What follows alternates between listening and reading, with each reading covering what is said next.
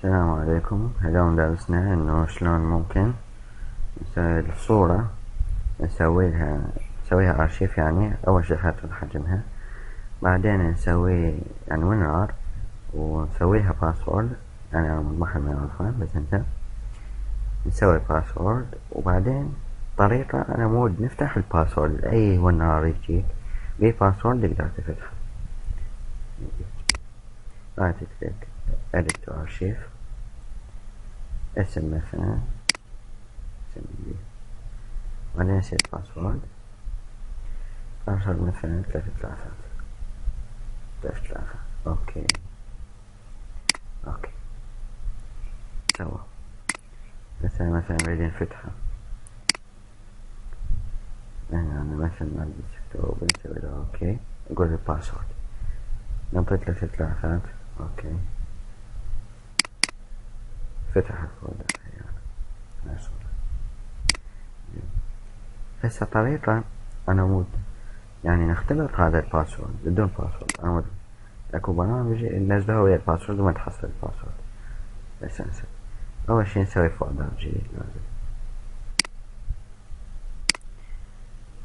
هذا الفولدر نجيب بيه الارشيف مالتنا نحطه بيه اوكي. زائدا نحطه بهذا الفولدر هذا بيه نحط اكو فشي بالسي. نروح على ملف WinRAR اكو unrar، هذا يسوي له كوبي مو كات كوبي. دير بالك لأن يصير عندك مشاكل. أنا نسوي بيست. طبعا كود فك الضغط، عندنا كود ما يفك الضغط.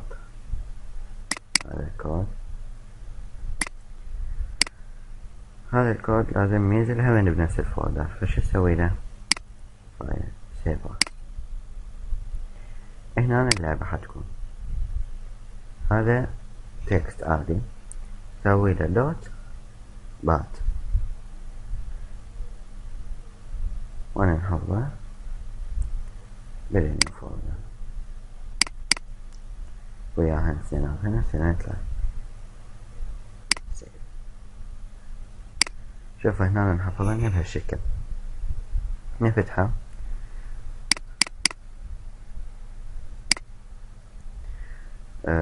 جيب هسه هنا لازم نرابط URL مال ارشيف.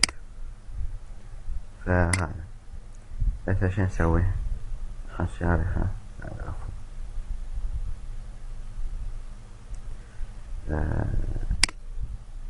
ناخذها منه يعني ما موجودة بالكيبورد. هو كوبي وهنا نبي نسوي بيرار ونعرف فتح. هذا نسوي له كوبي، هنا نسوي له بيست، ندوس انتر. طبعا ننتظر شوية يعطي رفع هذا ويعني زين تفتح، بس ننتظر شوية من الوقت يأخر.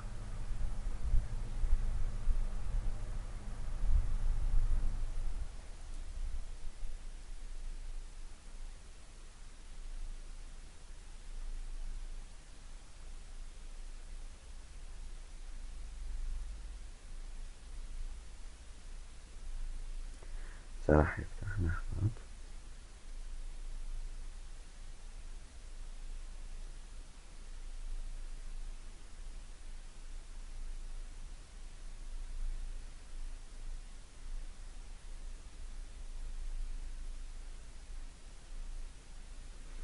باسورد فاوند يعني شفتوا خلال دقيقتين ومسافة بعيدة يعني. فندوس انتر. هذا الباسورد طلع لك كراكت باسورد يعني لفظ الباسورد اللي هو 3 3. هذا الرابط مع الملف. هسه نروح نفتح.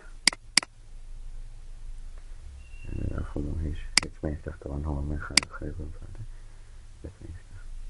اكسيرت فايل اوكي. يقول لك الباسورد دخل 3 ثلاثات.